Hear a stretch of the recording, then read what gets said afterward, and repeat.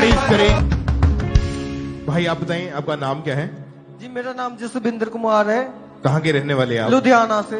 Okay, बचपन से ही by birth से ही आपके मुंह में जख्म बने हुए थे? हाँ जी हाँ जी हाँ जी। क्या प्रॉब्लम थी ये जब शुरू हुई तो कैसी दिक्कत थी, क्या तकलीफ रहती थी इसकी वजह से आपको? हाँ जी जय मसीह के ब्रदर जी, जब से मैं पैदा हुआ हूँ, जब मेरे माता पिता ने बताया कि जब तू पैदा हुआ था तब से ही तेरे मुंह में जो छाले थे और मेरी मदर के मुंह में भी छाले थे, तो उनके सही हो गए। ऊपर मेरे मुंह में भी छाले बिल्कुल लगातार तब से ही बने थे और जब तक अब तक मैंने देखा है तो मेरे छाले लगातार मुंह में बने रहते थे। तो जब मैं सुबह उठता था तो मेरे ऐसे मुंह जो है जीभ एकदम चिपकी रहती थी, तो मेरे को खाने में पीने में बहुत दिक्कत आती थी। तो जब मैं पानी पीता था तो ऐसे लगता था कि मैं तेजाब पी रहा हूँ, जैसे कि मेरे मुंह से गले तक बिल्कुल लग के जाता था और इतना मेरे को पेन होता था कि मैं किसी को ना बता पाता था और ना मेरे को कुछ समझ नहीं आता था कि मैं क्या करूं। कितनी उम्र है आपकी इस समय? मेरी 31 साल की उम्र है अभी। तो इन 31 सालों में इलाज करवाया आपके? हाँ जी इलाज कराया, बहुत डॉक्टरों से इलाज करवाया। तो लेकिन मैं जब दवाई भी खाता था मेरे को कोई फर्क नहीं पड़ता था। जब लगाने वाली दवाई मुंह में देते थे तो मेरे को बहुत पेन होता था, एक पानी पानी सा मेरे मुंह में भरा रहता था और बहुत ज्यादा मैं दिक्कत में था, बहुत ज्यादा पेन में था। मेरे को ऐसा लगता था कि मेरी एक जिंदगी का हिस्सा है, मैं ठीक हो ही नहीं पाऊंगा। और आप किसी से बात बोल के कर नहीं पाते थे? मैं किसी से बात नहीं करता था। जब मैं किसी से बात करने की कोशिश करता था मेरे मुंह से एक बदबू आती थी इतनी भयंकर के मेरे को खुद को भी इतनी शर्म महसूस होती थी कि मैं किसी से भी बात ही नहीं कर पाता था। और स्कूल में भी मैं अकेला रहना पसंद करता था, अकेला बैठता था, किसी से ज्यादा बात नहीं करता था, कुछ खा नहीं पाता था। 2-3 दिन में कुछ खाता नहीं था, ज्यादा लिक्विड लेता था और मैं इतना परेशान था मैं किसी को बता नहीं सकता था।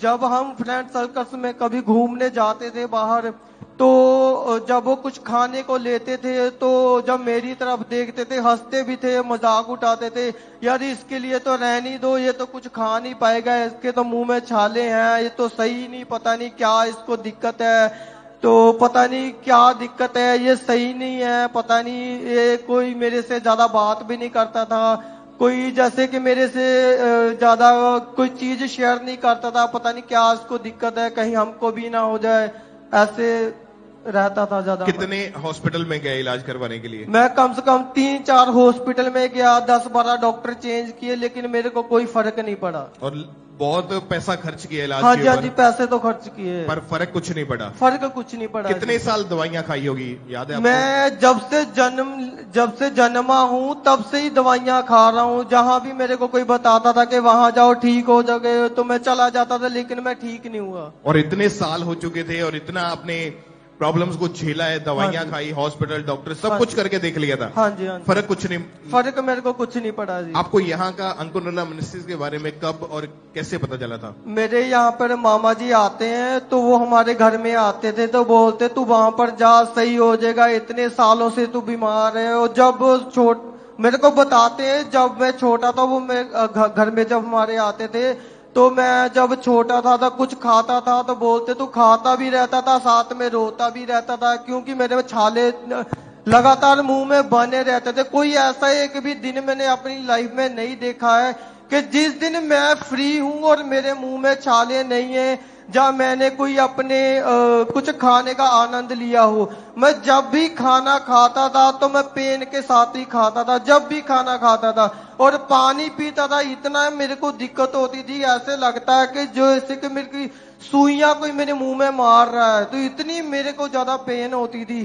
खाना तो मैं बिल्कुल खा ही नहीं पाता। तो मेरे को बताते थे जब भी मैं तेरे घर जाता था जब भी तू रोते ही रहता था, कुछ खाता था, वो जो कुछ लेके भी आते थे खाने को, कुछ खा नहीं पाता था। तो उन्होंने मेरे को बताया तू इतनी देर से दिक्कत है, तू यहाँ वहां पर जा तो सही हो जाएगा। और जब वो मेरे को बताते थे तो मैं गालियां भी निकालता था, बहुत ज्यादा गलत बोलता था। मैं प्रभु से माफी चाहता हूँ कि मैं इतना ज्यादा गलत बोलता था। लेकिन फिर जब मैं नहीं सही हुआ तो उन्होंने बोला तो नहीं जाना है, कोई बात नहीं, तो ऑनलाइन सुना कर। तो मैं ऑनलाइन धीरे धीरे सुनने लग गया। प्रेयर माउंटेन की प्रेयर भी मैंने रिसीव की, ऑनलाइन सुनने लग गया। तो मैंने सोचा कि यार नहीं, जाकर देखना चाहिए, मैं भी एक बार जाऊंगा। तो 2024 में मदर जी का जब बर्थडे था तब मैं फर्स्ट टाइम आया था। तो यहाँ से मेरे को गिफ्ट भी मिला था, बाइबल भी मिली थी, मैं उसको पढ़ने लग गया। तो मैं आता रहा, लगातार आता रहा। और 2025 में जब मैं प्रेयर रिसीव करता रहा, जब वो बोलते थे कि पेट पे हाथ रखकर प्रेयर रिसीव करो, मेरे पेट में प्रॉब्लम थी, कब्ज रहती थी, उसकी वजह से जो डॉक्टर बोलते थे कि शाले वो सही नहीं होती थी, अब बिल्कुल सही है।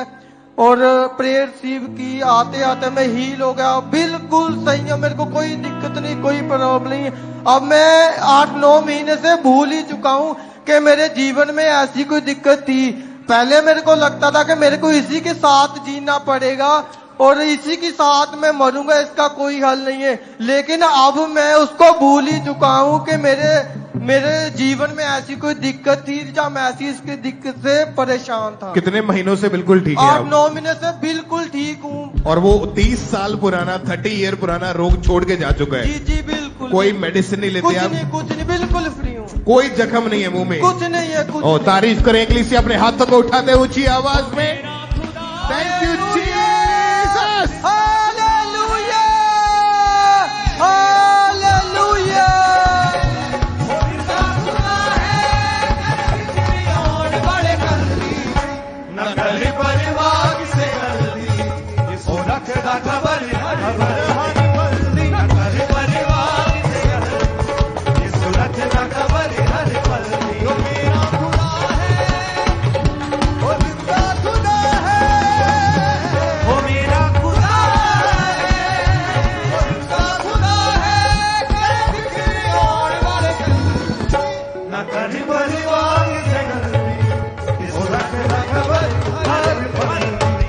तारीफ करें एक बार जोर से, तालियों के साथ ऊंची आवाज में बोले हालेलुया।